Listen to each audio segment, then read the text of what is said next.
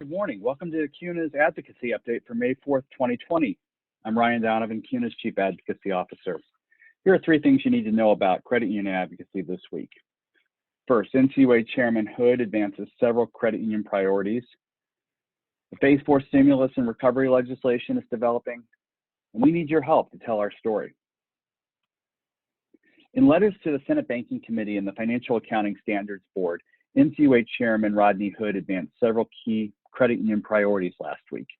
If you ever wanted an example of what is possible when credit union league and CUNA advocacy is effective, consider these letters because they don't get produced without a coordinated effort to make the best case possible that this is the direction the regulator should endorse. In his letter to the Financial Accounting Standards Board, Chairman Hood said, quote, "Compliance costs associated with implementing CECL overwhelmingly exceed the benefits. Even before the current pandemic, credit unions had approached the NCUA with concerns about the unintended consequences of requiring credit unions to implement CECL. In our current environment, I am especially concerned that adopting CECL will have a chilling effect on lending, including loans to low-income borrowers." Chairman Hood in his letter urged FASB to provide a permanent exemption to credit unions from complying with the standard. And writing to the Senate Banking Committee, Chairman Hood urged Congress to expand on recent changes to the Central Liquidity Facility, endorsing an increase in the CLF's borrowing authority to 25 times the paid-in capital. Chairman Hood also encouraged Congress to reduce the level at which credit unions are considered well capitalized from a net worth ratio of 7% to 6% and adequately capitalized from 6% to 5% during the pandemic. He urged Congress to grant NCUA the authority to waive for up to 180 days the requirement of a net worth restoration plan for credit unions that are less than adequately capitalized during the pandemic, and to temporarily increase from $5 million to $100 million for the asset threshold below which the NCUA board can delegate decisions related to critically undercapitalized credit unions. He also called on Congress to enact legislation that temporarily raises the member business lending cap, permanently increases the federal credit union loan maturity limit to 30 years, permanently expands credit union reach for underserved areas, and removes the reasonable proximity requirement in the field of membership standards. Each of these items are issues on which CUNA and the leagues have advocated. We appreciate NCUA listening to the case that we've made and taking this action. We hope Congress and the FASB will follow through as well. Chairman Hood's letter to the Senate Banking Committee is timely because Congress is returning to Washington this week to work on Phase 4 stimulus legislation. The Senate's in session this week, the House will come back next week.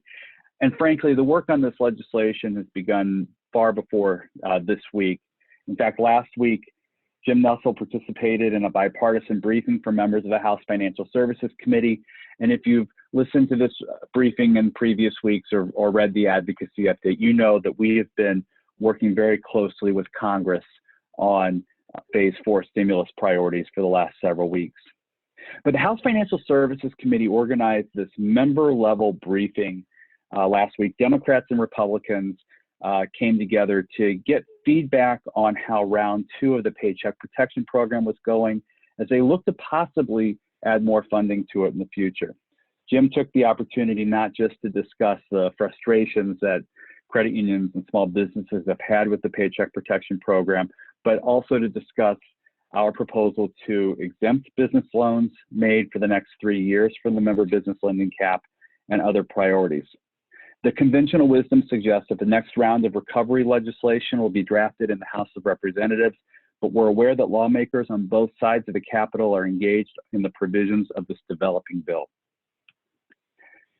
Our success in advocacy depends in large part on our ability to take what's happening with credit unions across the country and translate it for policymakers who've never run a credit union. You know, I always say that half my job is explaining Congress to credit unions and the other half is explaining credit unions to Congress. Well, last week, a group of credit unions made that latter part pretty easy.